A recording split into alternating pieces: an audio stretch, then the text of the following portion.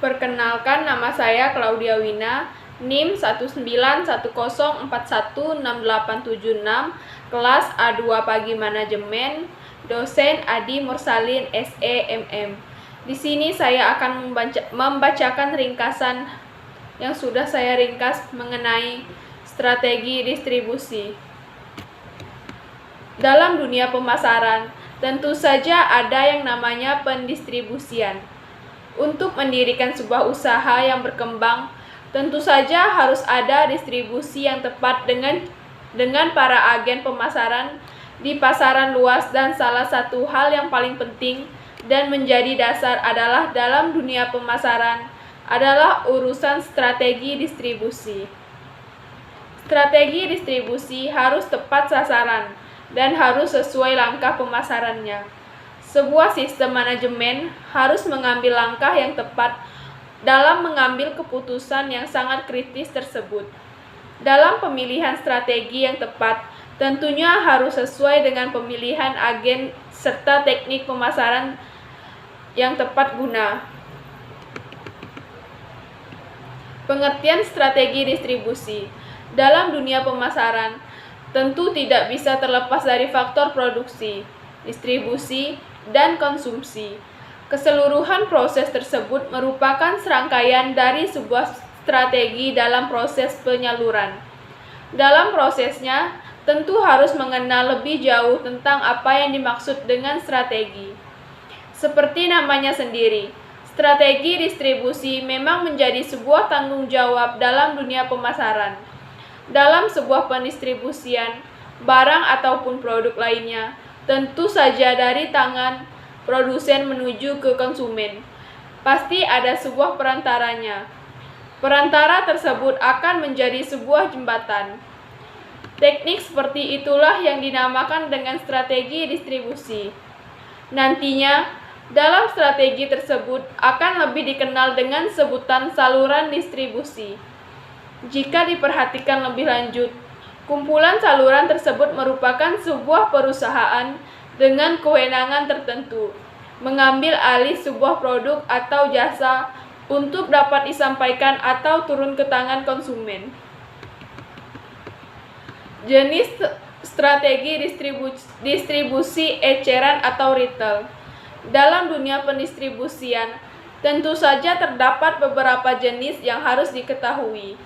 Jenis-jenis tersebut memang sebuah jenis yang harus diketahui oleh pemasaran, baik produsen maupun konsumen. Tentu saja yang namanya sebuah strategi bertujuan untuk mendapatkan keuntungan dengan hasil yang maksimal. Untuk mengetahui lebih jelasnya, berikut beberapa jenis strategi yang wajib diketahui. 1.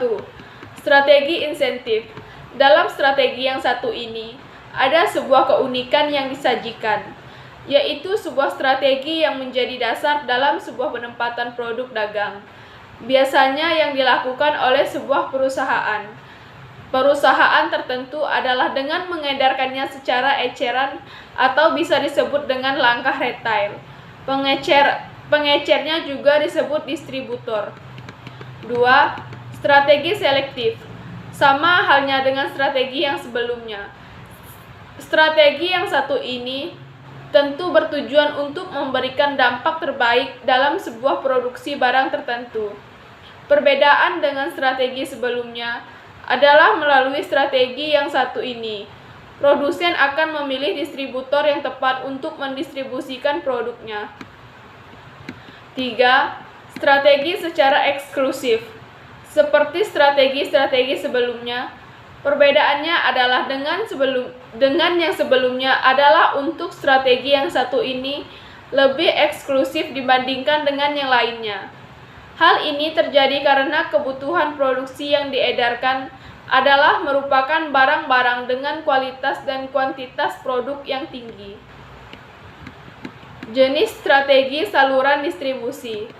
Sama halnya dengan strategi distribusi retail atau eceran. Strategi ini menjelaskan bagaimana produk, barang, atau jasa tertentu dapat sampai ke tangan konsumen.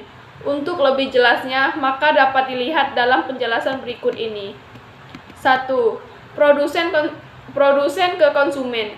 Jenis strategi yang satu ini merupakan salah satu strategi yang cukup singkat. Strategi ini terjadi dengan cukup singkat, yaitu terjadi antara produsen langsung ke konsumen. Biasanya jenis yang satu ini terjadi dengan cukup singkat di mana produk yang dihasilkan oleh produsen langsung diberikan atau berpindah tangan langsung ke tangan konsumen. 2. Produsen, pengecer, dan konsumen. Berbeda dengan strategi yang sebelumnya, strategi yang satu ini memiliki penghubung antara keduanya.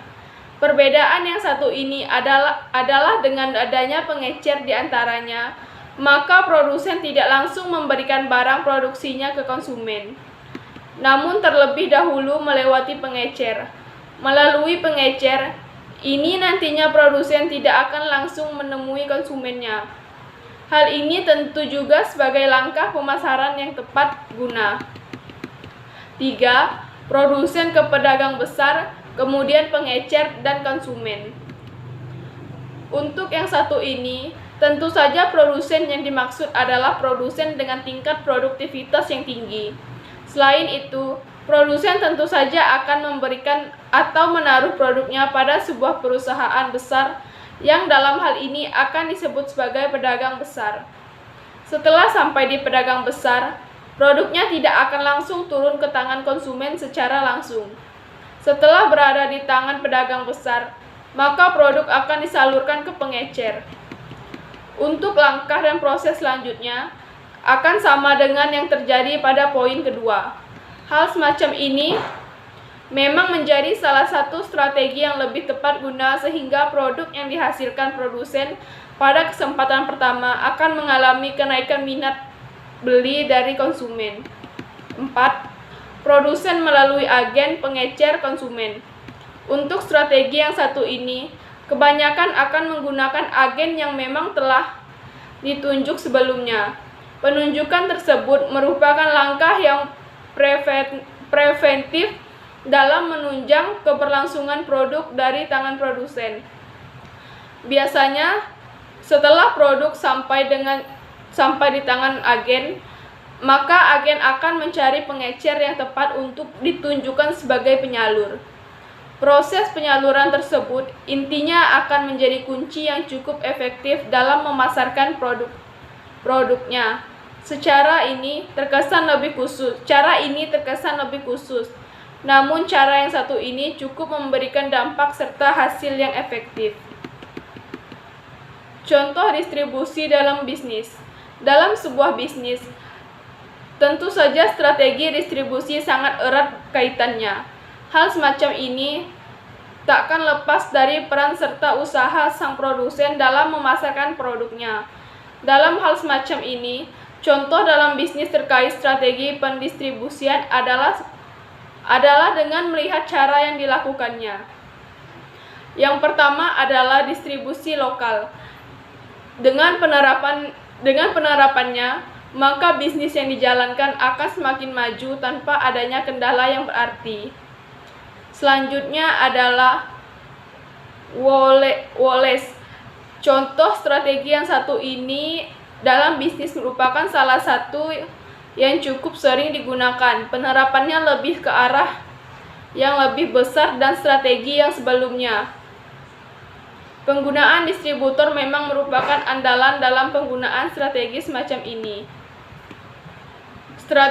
Strategi distribusi memang menjadi salah satu langkah preventif yang tepat guna dalam proses pemasaran yang efektif.